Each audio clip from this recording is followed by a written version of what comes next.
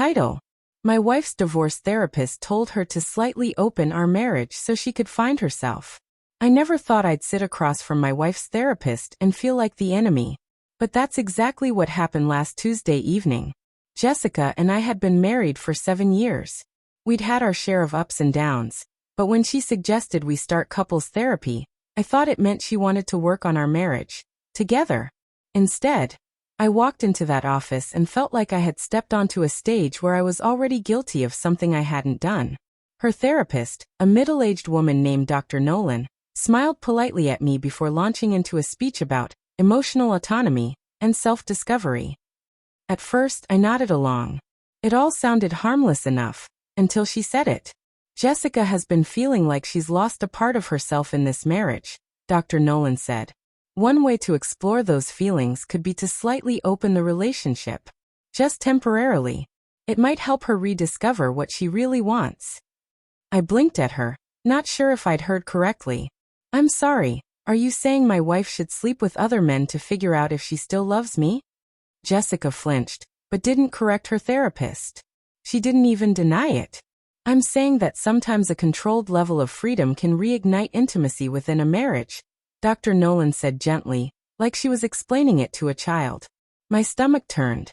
I looked at Jessica, hoping she would laugh and tell me this was all a misunderstanding. Instead, she said quietly, Maybe she's right, Daniel. I've been feeling stuck. Like I need to try something new before I lose myself completely. That was the moment something in me cracked. On the drive home, the car was painfully silent. My wife kept staring out the window like a stranger. I gripped the steering wheel, fighting the urge to yell, to demand how she could sit there and tell me that our love wasn't enough for her anymore. When we got home, she went straight to the bedroom, leaving me in the living room with nothing but the echo of Dr. Nolan's words. That night, I barely slept. Every time I closed my eyes, I saw Jessica sitting in that office, nodding as her therapist suggested opening our marriage. Like our vows were just guidelines she could renegotiate. The next morning, she made coffee like nothing had happened. I think we should take a week to think about it, she said casually, as if we were deciding on paint colors for the living room. Think about what? I asked, my voice sharper than I intended. About giving each other some freedom. It doesn't have to mean sleeping with other people. It could just mean not holding each other back. You mean dating other people? I snapped. She sighed. Daniel, you're being dramatic. Dr. Nolan said. I don't care what Dr. Nolan said. I cut her off. She doesn't live in this house.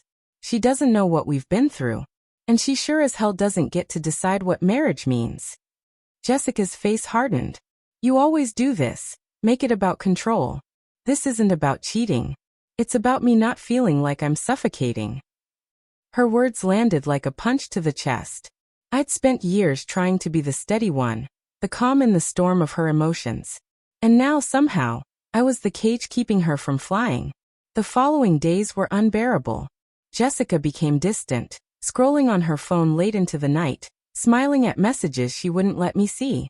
Every time she turned her screen away, my chest tightened a little more. By Friday, I reached my breaking point. I came home from work early and found her in the kitchen, humming softly as she chopped vegetables. Are you talking to someone? I asked bluntly. She froze, knife hovering in midair. Daniel. Just answer me. Are you already doing this self-discovery experiment without me knowing? Her eyes filled with tears, but she didn't deny it. I've been talking to someone online. Just talking. He makes me feel seen, Daniel. Something I haven't felt in a long time. I stood there, heart pounding, realizing this wasn't just an idea anymore. The door Dr. Nolan had cracked open. Jessica had already stepped through it. I didn't yell. I didn't throw anything.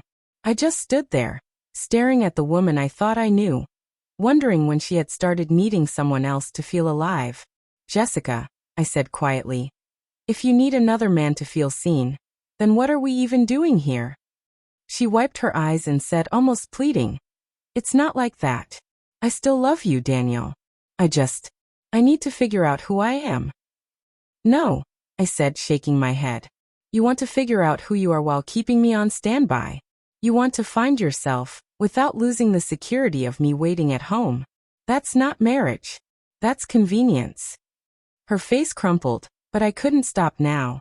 For years I had been patient, understanding, willing to talk through every argument until we found common ground. But this wasn't common ground. This was a cliff edge. That night, I packed a bag and slept at a hotel. It was the first time in 7 years that I hadn't slept under the same roof as her. Lying on that stiff mattress, staring at the ceiling, I felt the weight of everything. The therapy sessions, the late-night phone scrolling, the hollow explanations. The next morning, I called a lawyer.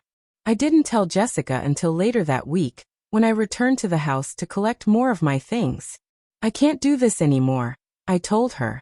I can't compete with the version of yourself you think you'll find in someone else's bed. She begged me to reconsider, promised she would stop talking to him, even said she'd switch therapists. But the damage was already done. She had chosen to open the door, and now I was walking out of it. Filing the divorce papers felt like both a death and a rebirth. Painful, yes, but freeing too. I didn't hate her. I didn't even blame Dr. Nolan anymore. Maybe Jessica really did need to lose herself to find herself. But I needed to save myself. And that meant finally choosing a life where love didn't come with terms and conditions.